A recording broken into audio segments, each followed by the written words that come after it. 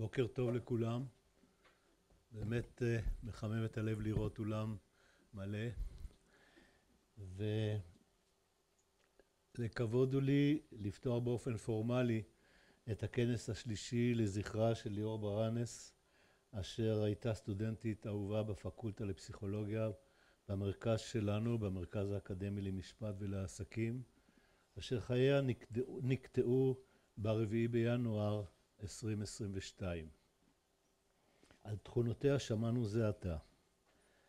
בכנס שהפך כבר למסורת מבורכת של יוזמת האם אורנה ברנס ומשפחתה של ליאור, בתרומתה המשמעותית של חברת אלטשולר שחם, נעסוק השנה בנושא שהוא אוניברסלי.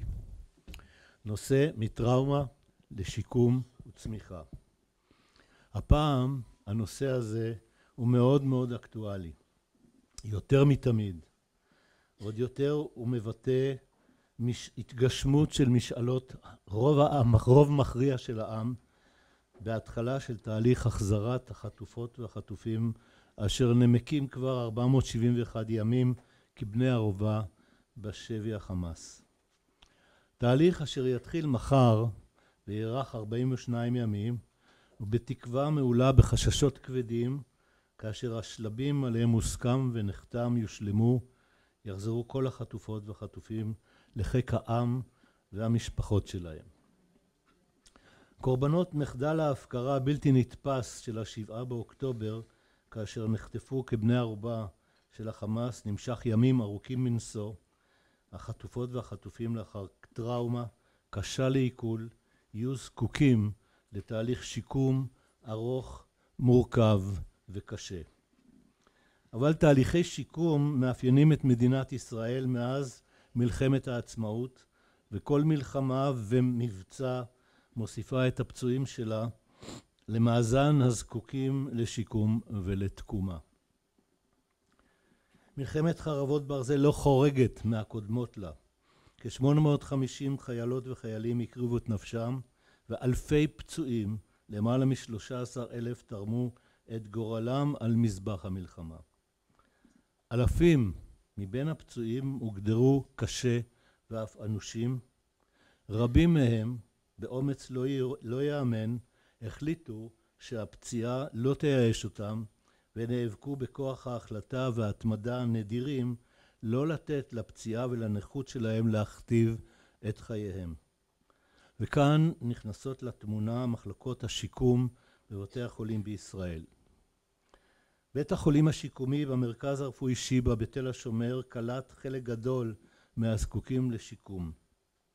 לצערי, מנהל בית החולים השיקומי, ידידי פרופסור זיו אמיתי, נכנע לשפעת משמעותית ונבצר ממנו להגיע, אבל הפרופסור ישראל דודקביץ', אורתופד ומומחה לשיקום ומנהל אגף לרפואה שיקומית בבית החולים השיקומי, נענה לבקשתו של אמיתי והשתתף אותו בניסיונו העשיר בתהליכי השיקום, וכמו שפרופסור זיו הגדיר אותו, נמצא בשטח מה7 לאוקטובר בחזית הסערה השיקומית, ועל כך אני מודה לך פרופסור דודקביץ'. מלאכת השיקום נעשית בידי מלאכיות ומלאכי הצוותים הרפואיים, לרבות רופאים, אחיות, פיזיותרפיסטיות, מרפאות בעיסוק, עובדות סוציאליות, טכנאים רפואיים, כמו גם בחלק השיקום הנפשי, שחשיבותו אינה נופלת מהשיקום הגופני ולפעמים אף עולה עליו. ואם פסחתי מי מהתורמים לתהליך, פרופסור דודקביץ' בוודאי יבוא לעזרתי. תהליך השיקומי רק מתחיל במסגרות השיקומיות, אבל המעבר מטראומה לשיקום ולצמיחה נמשך שנים ולעיתים במשך כל החיים. סיפורים מעוררי פליאה והשתאות על המעבר לצמיחה ולאורח חיים מלא, בתקווה, בעשייה ובהישגים, הם מנת חלקם של פצועי צה"ל רבים מאוד, ולנו נותר רק להצדיע להם על האומץ והדבקות במטרה, ולמסירות אין גבול לכל מי שמסייע בידם. אני רוצה להודות מקרב לב למארגני הכנס הזה, כמו הקודמים, למנצחת על כל המפעל הזה, אילנה טסלר, מנכ"לית המרכז, וכל אלה שעזרו בידה להרים את הכנס המרשים הזה, ואני מאחל לכולם כנס מעניין ומרתק. תודה רבה.